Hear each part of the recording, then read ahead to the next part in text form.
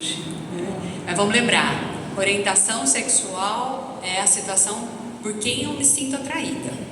Identidade de gênero é se a minha identidade, a forma como eu me vejo, tem a ver com o sexo, a forma como foi designado o gênero para mim, né? Então, me viram uma vagina em mim, botaram todas as características femininas e de mulheres, acreditam que eu tenho que seguir dentro desse lugar. Isso é o que a gente chama de identidade de gênero. Expressão de gênero é como eu me comunico. Então, acho que eu já falei aqui pra vocês, né? Que às vezes tem gente que vira e fala assim: ah, a Bruna é meio mulher macho, né? No sentido de que eu me posiciono. E o quanto do controle dos corpos está aí nesse processo, né? Do tipo, mulher tem que ser obediente, né? E eu jamais vou cumprir com esse papel, né? Mas enfim, nessa gigantesca sigla, né, que compõe aí a diversidade sexual, lésbicas são mulheres que se relacionam com mulheres, que se interessam, né, por mulheres. Gays, homens que se relacionam com homens. Bissexuais, pessoas que se relacionam com ambos os sexos. Transsexuais e travestis, AT, quem passou pela transição de gênero, quem se sente, né, diferente dessa normativa de gênero imposta socialmente.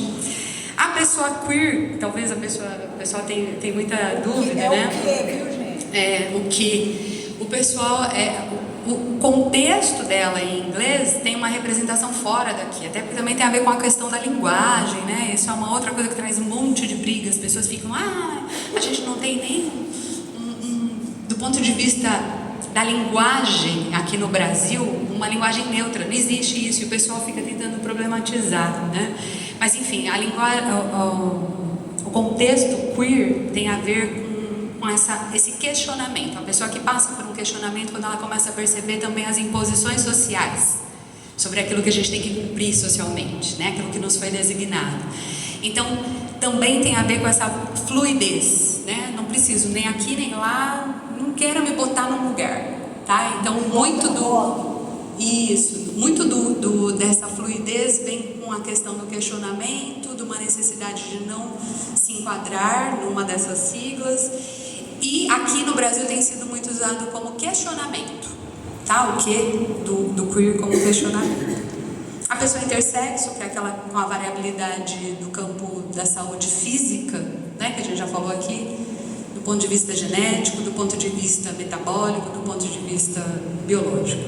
As pessoas assexuais, que também é diferente do campo afetivo. Às vezes eu não sinto a necessidade do ato sexual, mas eu sinto a necessidade de me relacionar afetivamente. Eu tenho interesse numa relação afetiva, mas eu não curto transar. Tá? Eu acho que até que tem uma novela que está falando sobre isso. Travessia está falando sobre isso, né? O quanto dessa estranheza que as pessoas têm, porque enxergam o ato sexual como se fosse uma obrigação também, né? As pessoas pansexuais, que também desejam se relacionar com pessoas independente da orientação sexual ou da identidade de gênero. A pessoa não binária, que a Aninha também já trouxe aqui, né? De alguma forma não sente essa necessidade de um gênero, né? De ser enquadrada num gênero específico. O que mais que tem? Tantas outras.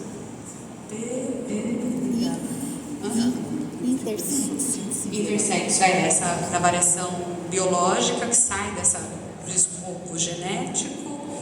Mas, gente, são muitas, tá? Hoje em dia, como a própria Ana trouxe, né, a própria questão das etnias, da ancestralidade também tem trazido isso, né? O quanto que a gente também reverbera nas nossas tradições aí, as nossas questões ancestrais, ou mesmo das comunidades de outras etnias que também transitam com uma concepção de gênero completamente diferente desse padrão colonial que a gente traz, né?